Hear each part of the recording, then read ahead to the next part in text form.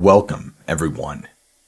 Today, we're going to be reading some encounters of Skinwalkers and Dogmen. These encounters are reportedly true by real eyewitnesses just like you. If you have had strange experiences, either with the paranormal, cryptids, or the mysterious, you could either email me your encounter for me to read on this show for everyone at stories@whatlurksbeneath.com, which, again, you can find the email in the description below. Or if you have an encounter you would like to talk to me about and be on my Eyewitness podcast, please reach out to me. I would love to share it with my audience. Now, on with the encounters. These events are true and will be long. I had my first encounter with a cryptid creature a few years back. I was walking the lane at night when I realized how quiet everything was. I became unsettled and started to feel watched. The moon was bright enough to light up the entire field where I live. I looked behind me and to my horror saw a pale, gaunt, and almost corpse-like humanoid creature crawling up from the field on all fours. It looked just like a Wendigo, portrayed in Until Dawn. There was no way it didn't see me, but it kept to itself. Its eyes were black, but gave a dead, piercing white glow. It had long claws and moved in a smooth yet jerky motion. After that encounter, my grandma and I would be here talking seemingly in the house whenever one of us was alone, and in my case, I would feel as though someone or something was nearby. My second encounter was several months back in early to mid-spring, when I had rebelliously tried to walk home one night in an attempt to show how tough I thought I was. I got to the elementary school and noticed everything was quiet, and I started to feel a presence. I decided to walk the more straightforward path I thought would be faster on the main road. While walking, I caught movement at the edge of my vision. This night was particularly dark, and I have slightly above average night vision. Nothing too out there, but I can make out shapes and motion better than most. Anyway, I see a tall, bipedal black creature with coyote-like features dart between trees randomly and very unnaturally quick. It appeared emaciated and had fur patches on its body which looked coarse. I'm sure it knew I was there, as it had come from behind me to my right. I fast walked to the nearest streetlight and called to be picked up. I'm very sure I encountered a mysterious creature. Since these encounters, we have had weirdly ghostly chatter beings and photos and strange creature sightings more frequently in the area, from multiple types of monsters. My friend, who I consider my brother, is capable of feeling and identifying these creatures spiritually. He has pointed out 2 potential creatures, and 1 possible Wendigo, as felt other beings as well. On some nights, something puts its presence in the air, and we both freak out and bar ourselves in my wife and I's room. I hope you enjoyed these true encounters. Thank you sincerely for listening.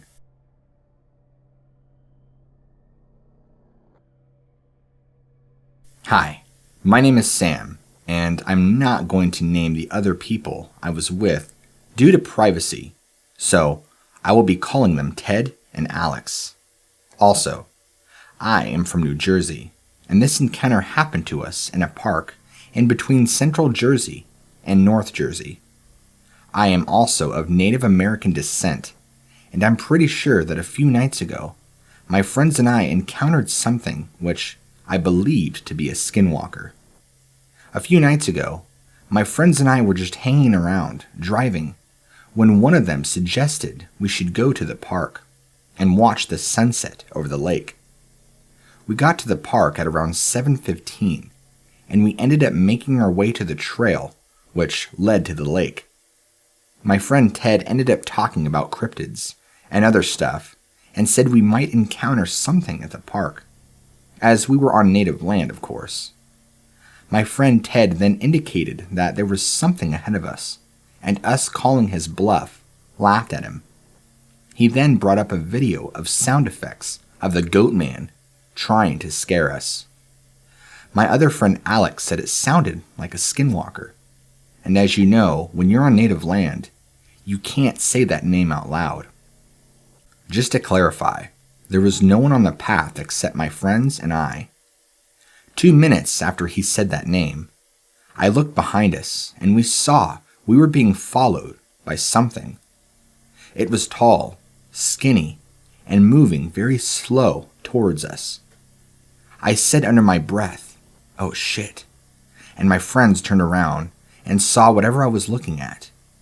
I said to them that we should pick up the pace a bit, as it seemed a little weird that this thing came out of nowhere.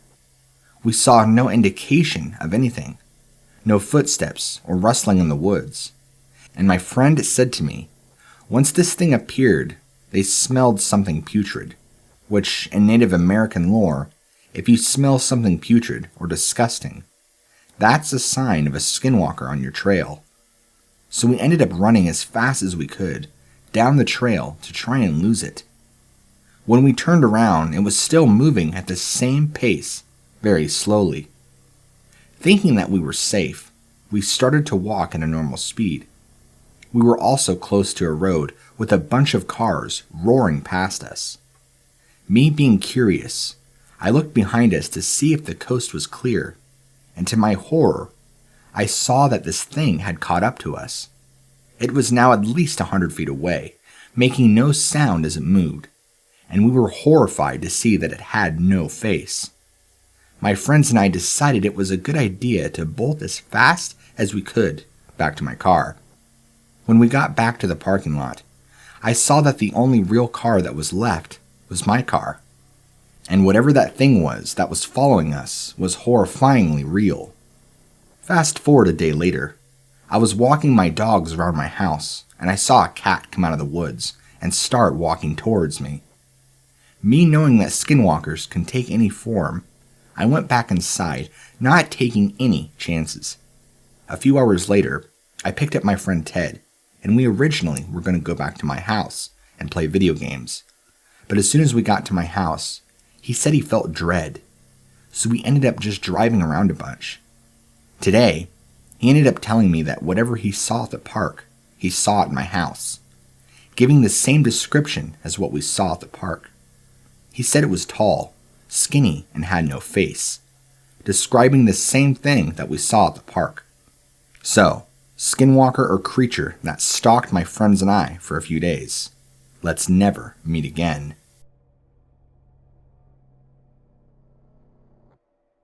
I've always been into the paranormal, as most of us that visited this thread are. In January of 2019, I noticed something lumbering down my driveway. The window I was looking out faces over and above the drive if that's clear. For example, I could see the roof of your car, but not always the bottom of the tire. Regardless, I noticed the movement. I look out and see what I initially thought was a bear, nose to the ground, kind of snuffling its head side to side, casually walking down the drive on all fours. A little geographical clarity. I live in town. The front of my neighborhood faces a major highway, but the back is all state game lands. I've seen some wildlife, turkeys, a deer here and there, and every skunk in the county apparently lives on my street. I don't see many squirrels, groundhogs, or chipmunks, which is a bit odd. I'm not very far from the city of Scranton, so Office fans can enjoy. About 7 miles from downtown, so I'm not exactly in the sticks. I watched this bear mosey down toward the street, its head lowered. I moved from the living room window to my bedroom window that has a full view of the street. Sure enough, here it comes. But something is wrong. I watched this not bear stand on 2 legs and casually walk out onto the road. I see pointed ears and a long snout. It's got its head raised, smelling the air. I felt pee run down my legs. This was no bear. I saw it in perfect silhouette under the yellow streetlight. It was either dark gray or black. The yellow light threw off the true color. It stood without effort, looked like one fluid movement. It then walked across the road, casual as you please, and kind of hunkered down in some scrub brush. I'm not sure what kind of brush, but it's like forsythia, all tangled and thick. Then I realized it was looking right into my bedroom. It had blue eyes, and I'm not sure if that was reflected light or that they were glowing, but it looked right at me. I lost my legs at that moment and sat down under my window. Absolutely panicked. I was home alone, with 5 cats and a dog who slept through everything. I didn't know what to do. My window is a big picture window, and if it wanted me, it could have easily gotten me. I cautiously got on my knees to peek over the sill, and I lost it. Didn't see eyes or it anywhere. It seemed to be either moving away from the forest, behind my house, or it decided to rest up in that scrub brush. What I saw under the streetlight is as follows. Darkish fur, high pointed ears, long muzzle. I never saw teeth or if it had a tail. It had hands with long claws that hung kind of limp wrist. If they were fully extended, they would have hung below the knee. It walked weird on dog legs. It looked heavily muscled, but had a tapered waist. It was about 7 to 7.5 feet tall, judging from where it stood in relation to the streetlight. It didn't seem aggressive, even when I felt it look right at me. I was terrified, but I didn't get a sense that it was pissed off it had been seen, as some people report. I didn't take a picture because I simply didn't think to. I was in a fair amount of shock, and I'm sure I'll eat shit for this, but sometimes your phone is the absolute last thing on your mind. The next day, I called Vic Hundiff of Dogman Encounters Radio. His advice was solid, and I try and remember it when I have to go out at night. There have been odd sounds, tapping at my window. I can hear scratching of the siding. I don't see that many animals around the neighborhood. There used to be about 7 stray cats that I fed. All gone now. Once the weather broke, it's been quiet. I installed motion lights and bought 2 game cameras. I'm hoping they are in a sense like Sasquatch. They avoid game cameras. I don't ever want to see this thing again. Those of you who want to see one, pray that you never do. My encounter was non-aggressive. I can't imagine having to deal with this thing pissed off.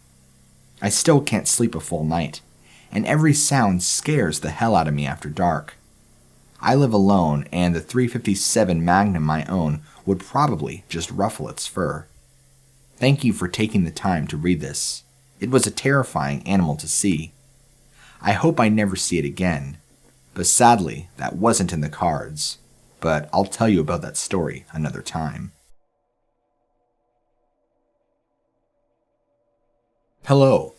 I promise this isn't an ARG or anything. I'll say that outright before anyone thinks otherwise. You honestly still might think I'm messing with you by the end of this, but I really promise I'm not. We are very scared, and I hope this can help us out. The reasons I believe this to be a Skinwalker, or possibly a Wendigo, is due to several factors. 1. I literally live on a native burial ground. A lot of my town was built on a Raritan Native American burial ground.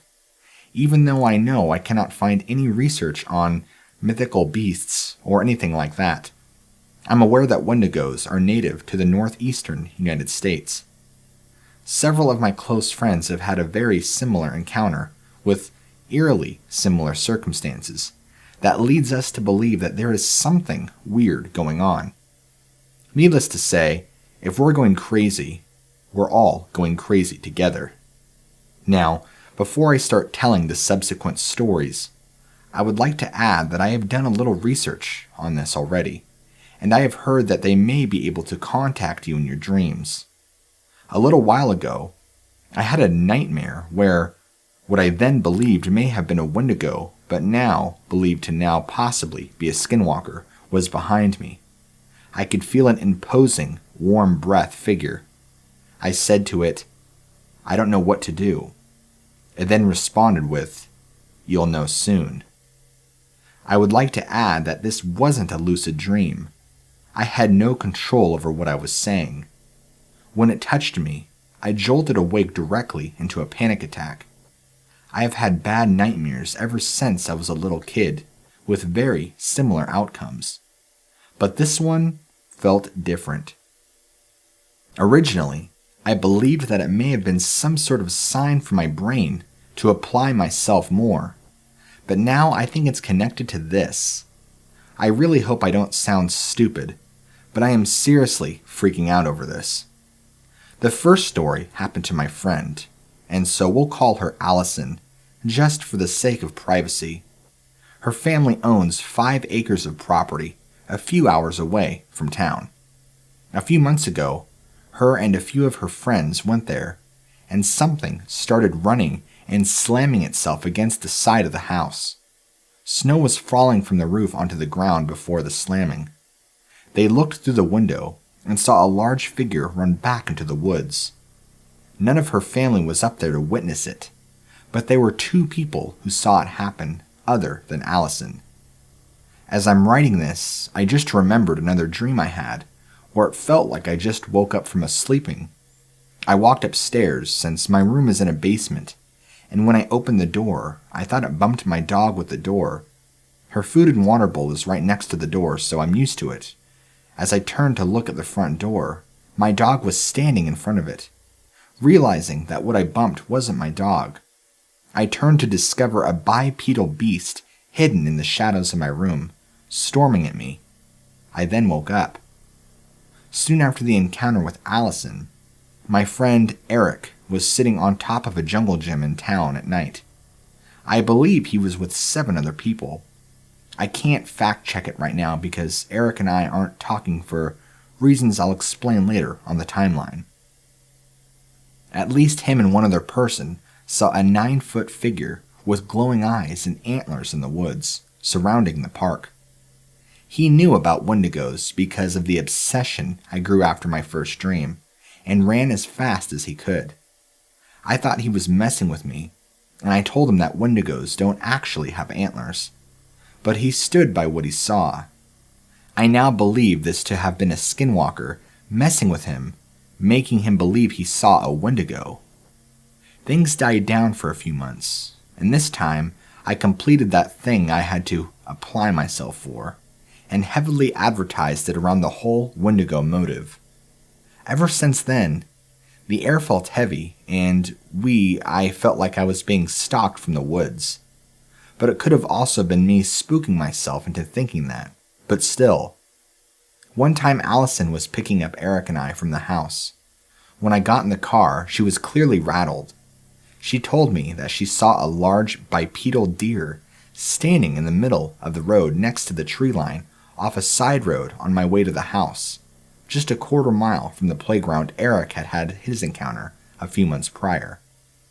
I'm aware that actual people don't say large bipedal deer, but her dad's a hunter and it probably has something to do with that. We had to pass the road again, and when we got there were 2 police cars examining the area with flashlights. As she was about to drop us off later that night, we passed yet another time, where we saw that one of the police cars was still there, parked on the street with all lights off. Allison and Eric were pretty shaken up, and I tried my best to assure them that whatever we were dealing with, it couldn't have actually been a Wendigo. I wasn't entirely sure about that, but I'm aware that no Native American depictions of them had antlers. 2 months passed, and the encounters started happening closer together. All within the last 2 weeks. Allison was riding her quad around with some friends on her land just a few hours away, and they all felt a terrible feeling that something was watching them, only to hear something huge quickly moving in the woods around them. Whether it was a bear or whatever, it wasn't a good idea to stick around to find out. She says it was too fast to be a bear, and she deals with them over there all the time. Later at night, they were all sitting inside and they kept hearing Allison's car door open and slam shut. They were too scared to check what it was, but she said nothing from her car was missing or out of place that next morning. This wasn't that huge of an event, but Eric, Allison, my girlfriend Becky, and I were all sitting in Allison's car. Eric and I were sitting in the back seat. I noticed Eric looking over his shoulder, confused. I turned too and saw something drop to all fours and bolt into the woods, about 30 feet away from us. I'd like to note that this was my first actual encounter with the creatures outside of my dreams, and it stalking me. This is when I first started speculating it to be a skinwalker. Remember when I said that Eric and I aren't talking at the moment? For the last few nights this week, when he's laying in his bed, he'll hear someone knocking on his front door and back doors, along with his windows. He noted that sometimes it sounded like his family trying to get into the house, only for him to go to their rooms to find them all fast asleep. Needless to say, he hasn't been getting much sleep lately, and he's freaking out like crazy, and he's been really irritable lately, and I don't want to be around him. I talked to him once since then, but he hasn't added any new developments. Which leads us to tonight. My friend Tom, Becky, and I were sitting at a small seawall up the block from my house, still within a mile vicinity of the playground, the side road and the spot we parked when Eric and I saw it. Becky and I saw something dashing across the tree line, a little up the beach from where we were sitting. About 45 minutes later, out of the corner of my eye, I noticed something creeping up the beach a little, hidden by a mound of sand that separates the sea wall and the road where it stood. Once it noticed that I saw it, it turned its body to profile and stood deathly still, probably to not look directly at us. I had a very unsettling feeling in my stomach as I inspected its grotesquely lengthy body and eyeless face. I can definitely say that what I was looking at was the same creature I saw the other day with Eric. I sat speechless for about 2 minutes before whispering over to Becky and Tom to turn and look too. We stared at it as it stood motionless in the road for another minute before I said we should catch it on camera. I was about to start recording when Tom's flash alerted it, and it sped off out of sight. We got back to my house a half hour later, and every few hours since there's been a loud banging on my front door and windows, freaking out my dog, along with Becky and I. We seriously need to know what this thing is and how to stop it. I'm aware that skinwalkers aren't inherently evil, but just maybe playful or mischievous. But we have all had bad feelings. If we're all going crazy, then we're all going crazy together. Some of you may know me from my post here, where I give as much info in skinwalkers as I can. A while ago, I asked my mother about skinwalkers. Now, my mother is a good source, but she also gave up some traditional beliefs to be a Christian, so she doesn't believe in Navajo things as much as others do. My father, on the other hand, is far more traditional, in addition to being a Navajo policeman and investigator, so he's seen some things. He didn't say much about the subject, but that I haven't already said, but he did affirm some things. Skinwalkers are not trying to kill you. They are trying to make you suffer. The wolf is the preferred form since coyotes are too small and not right for the magic. Motives for skinwalkers usually amount to jealousy or envy. For example, someone has a shiny brand new truck, and the skinwalker is jealous of that person, or when someone is doing very well in life. Yi Nadloshi does not literally translate to, by way of it he goes on all fours. This might be a personal thing since my dad has always maintained that there are no direct translations of Navajo words. He explained by saying it describes how an animal with 4 legs walks. Watch a dog, a cat, deer, or any four-legged animal. That is what Nadlush describes. But there are many ways to say walk. He kind of went on a spiel.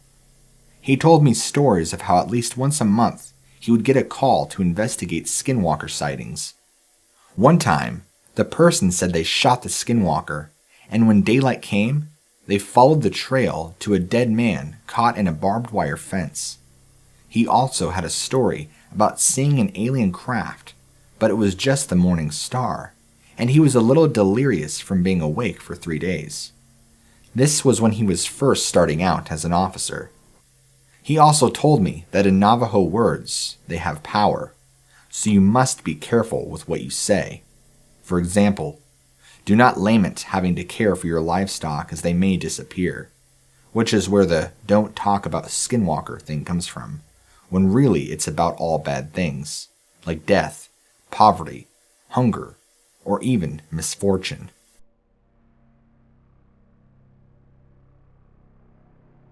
There I was, a little 5-year-old just out on the back porch with my dad listening to the foxes.